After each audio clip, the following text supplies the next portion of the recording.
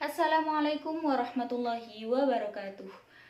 Alhamdulillahirabbil alamin. Assalatu wassalamu ala asyrafil anbiya'i wal mursalin Sayyidina Muhammadin wa ala alihi wa sahbihi ajma'in, amma ba'du. Yang saya takdimi Al-Mukarram Kiai Haji Muhammad Hasan Mutawakkil Alallah SIMM selaku pengasuh Pondok Pesantren Zainul Hasan Genggong. Yang saya takdimi Almarhumah Al-Mukarramah Ibundanya Hajah Endah Nihayati Saifur Rizal selaku pengasuh Pondok Putri Pusat Pesantren Zainul Hasan Genggong.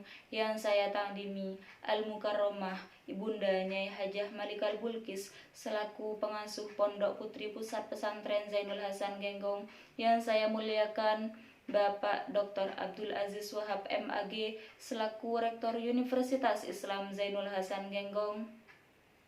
Yang saya hormati Bapak Nuntupa SEMM selaku dosen pengampu metode penelitian sekaligus dekan Fakultas Ekonomi dan Bisnis Islam Universitas Islam Zainul Hasan Genggong.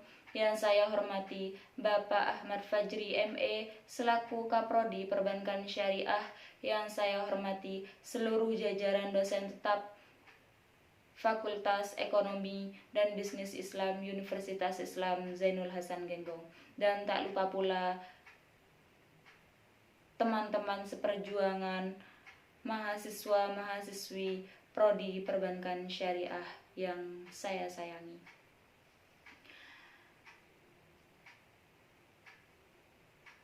Perkenalkan, nama saya Arinda Faradela Novianti dari Prodi Perbankan Syariah semester 5 akan sedikit menjelaskan mengenai penelitian kualitatif.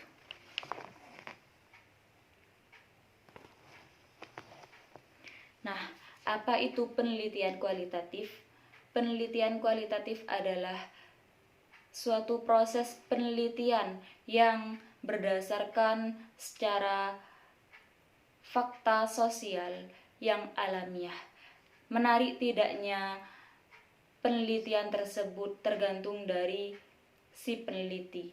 Maka dari itu, saya akan sedikit menjelaskan tentang teknik pengumpulan data kualitatifnya.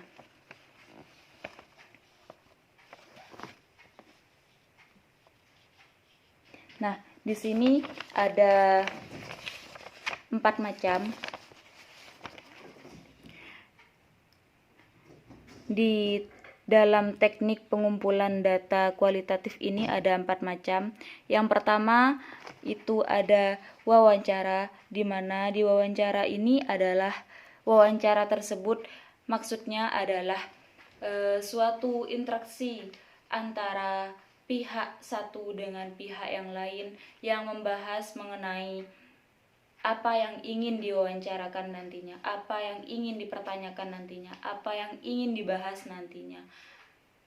Yang pastinya tentang tema yang kita angkat selaku peneliti. Nah, di wawancara ini ada tiga macam. Yang pertama yaitu tidak terstruktur. Maksudnya tidak terstruktur itu si peneliti tidak perlu menulis, tidak perlu menyusun pertanyaan di dalam suatu lembaran ataupun kertas, ataupun maksudnya itu si peneliti tidak perlu memegang pedoman karena apa yang kita ingin pertanyakan nantinya itu sudah kita hafal, sudah kita pahami selaku peneliti. Nah, yang kedua itu ada semi terstruktur. Nah, maksudnya semi terstruktur ini adalah si peneliti itu memegang pedoman, memegang catatan yang berisikan tentang apa yang ingin kita pertanyakan nantinya, tapi si peneliti itu hanya boleh melihat sesekali saja, seperti itu. Nah, yang ketiga itu ada yang namanya terstruktur. Nah, terstruktur ini biasanya secara formal. Jadi seperti itu ya, teman-teman. Nah, yang kedua itu ada FGD, Focus Group Discussion. Nah, FGD ini biasanya membahas topik yang sesuai dengan tema yang kita angkat. Jadi di dalam suatu ruangan tersebut biasanya itu juga ada moderatornya seperti itu. Jadi FGD ini biasanya diskusi kelompok seperti itu.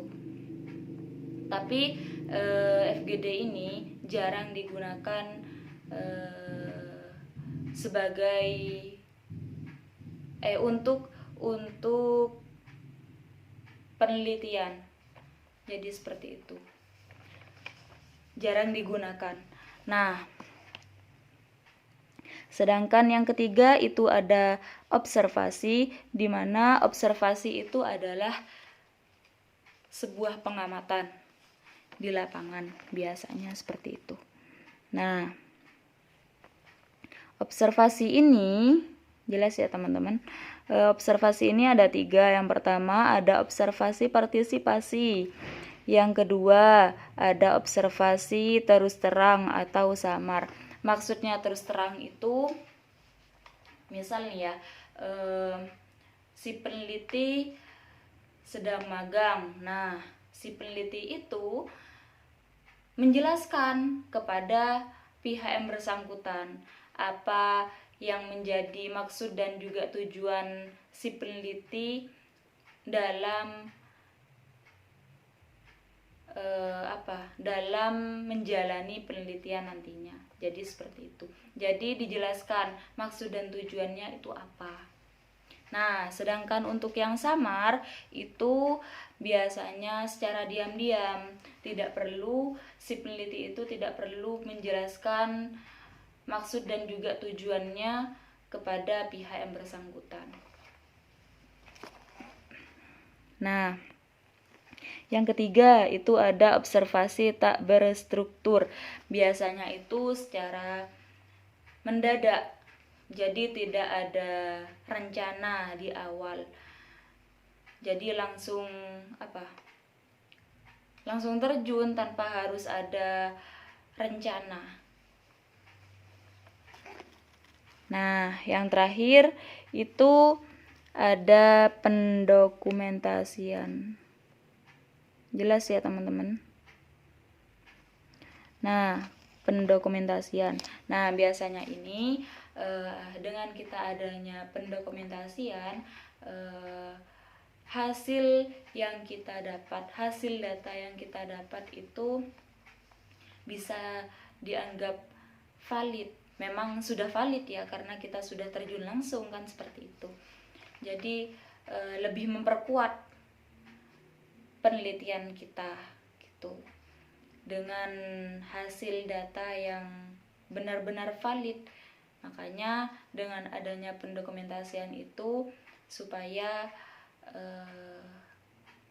bisa lebih memperkuat dan juga meyakinkan orang lain ketika membaca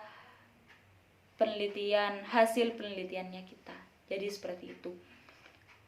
Kurang lebihnya saya mohon maaf. Cukup sekian dan terima kasih. Wallahu muwaffiq ila aqwamit thoriq. Assalamualaikum warahmatullahi wabarakatuh.